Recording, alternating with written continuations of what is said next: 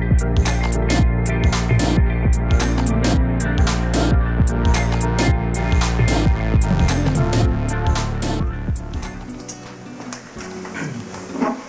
my name is Sebastian Hernandez. I'm the Student Director of YouthQuest. My major is Biomedical Science, and my hometown is Miami, Florida.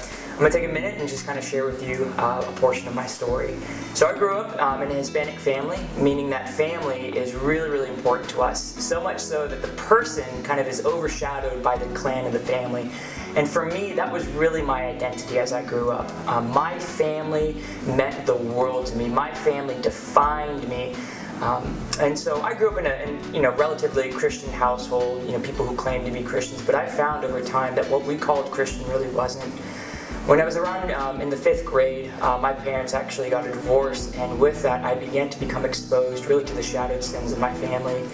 Soon after that, my heart became overflowing with hatred and with anger, with confusion and doubt, and with helplessness and hopelessness.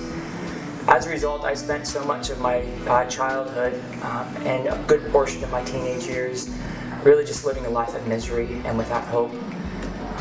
But what's beautiful is that during that whole time, God was in pursuit of my soul. God was in pursuit of my love.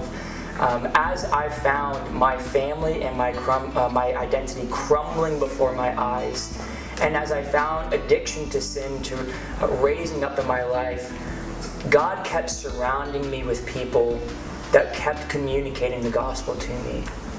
And in time, I would come to this place where God would actually begin to convince me that the gospel is true.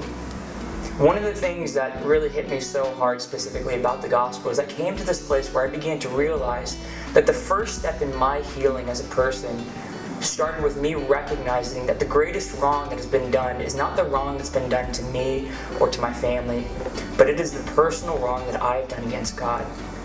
You see, God reminded me that I am a sinner in need of grace. I recognize that apart from Jesus, I am nothing and I am only deserving of wrath. See, that's the hurting part of the gospel, but God then began to remind me, He began to convince me of the beautiful part of the gospel, which is that though I deserve wrath, God in His love has richly decided to give me His grace.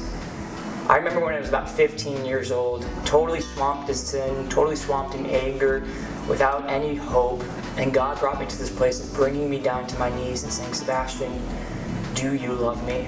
And I said, "God, I don't really know if I love you. I don't really know if I genuinely know you as I ought to." And I remember saying to myself, if I don't know God now, then I'm going to know Him now. And I remember when I was 15 years old, on my knees, I cried out to God and I said, "Lord, I cannot do this on my own. Everything that I've held so dearly to me and my family's crumbled, and I have nothing to hold on to." And it was at that point that I gave my life to Jesus and I said, "I need you."